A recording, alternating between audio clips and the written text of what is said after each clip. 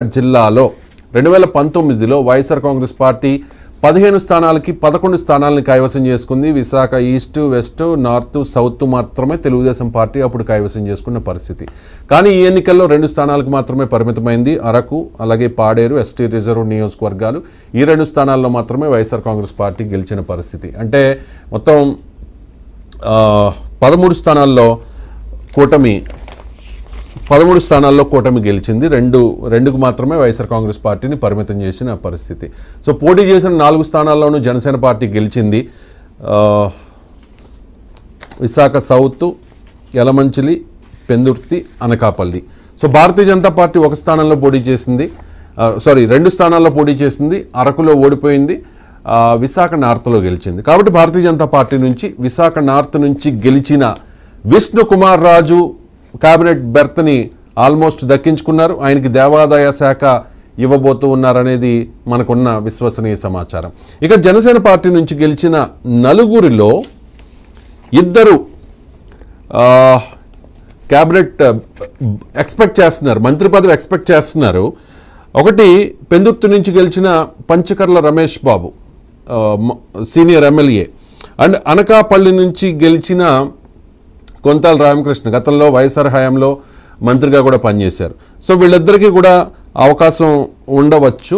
ఒకసారి మిగిలిన పార్టీల నుంచి, అంటే ప్రధాన పార్టీ తెలుగుదేశం పార్టీ నుంచి కూడా విశాఖ జిల్లాలో ఎవరెవరు బరిలో ఉన్నారు అనేది ఒకసారి చూద్దాం. భీమిల్లో మాజీ మంత్రి అవంతిని ఓడించిన గంటా శ్రీనివాసరావుకి అవకాశం దక్కవచ్చు. గతంలో కూడా ఆయన లక్కీయెస్ట్ పర్సన్ అని చెప్పాలి. ఏ పార్టీలోకి వెళ్తే ఆ పార్టీ గెలిచింది, ఏ పార్టీ నుంచి పోటీ చేస్తే ఆ పార్టీ గెలిచారు. అండ్ మంత్రి పదవి కూడా అనూహ్యంగా ఆయన్ని వరించింది. సో ఈసారి కూడా ఆయన్ను వరించే అవకాశాలు స్పష్టంగా కనిపిస్తూ ఉన్నాయి. ఇక గాజువాకలో గుడివాడ అమర్నాథ్ను మట్టి కరిపించి రాష్ట్రంలోనే 95,235 ఓట్ల మెజారిటీతో గెలిచి రికార్డు సృష్టించారు పల్లా శ్రీనివాస్, గాజువాక ఎమ్మెల్యే. ఆయన కూడా కేబినెట్ బెర్త్ ఆశిస్తూ ఉన్నారు. ఇక మాడుగుల నుంచి గెలిచిన బండారు సత్యనారాయణమూర్తి, ఆయన చాలా సీనియర్ లీడర్ తెలుగుదేశం పార్టీలో. అండ్ నర్సీపట్నం నుంచి గెలిచిన మాజీ మంత్రి చింతకాయల అయ్యన్న పాత్రుడు, ఆయన కూడా రేసులో ఉన్నారు. మనకున్న సమాచారం మేరకు విశాఖ జిల్లా నుంచి గంటా శ్రీనివాసరావుకి బెర్త్ కన్ఫర్మ్ అయింది. దాంతోపాటు అయ్యన్న పాత్రుడికి కూడా బెర్త్ కన్ఫర్మ్ అయింది. తెలుగుదేశం పార్టీలో గెలిచిన వాళ్ళ గురించి చెప్తూ ఉన్నా. ఇక మహిళా కోటాలో పాయకరావుపేట నుంచి గెలిచిన వంగలపూడి అనిత కూడా క్యాబినెట్ రేస్లో ఉన్నారు.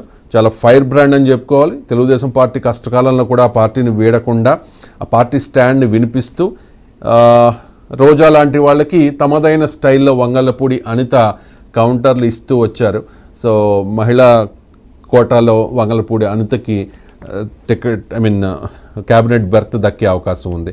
అండ్ ఆల్రెడీ నేను చెప్పినట్టుగా కొంతాల రామకృష్ణకి ఆల్మోస్ట్ ఫైనల్ అయిందని చెప్పుకుంటూ ఉన్నారు. మరి చూడాలి విశాఖ జిల్లా నుంచి ఎవరెవరికి క్యాబినెట్లో అవకాశం కల్పిస్తారు అన్నది. ఇక ఉమ్మడి తూర్పుగోదావరి జిల్లాలో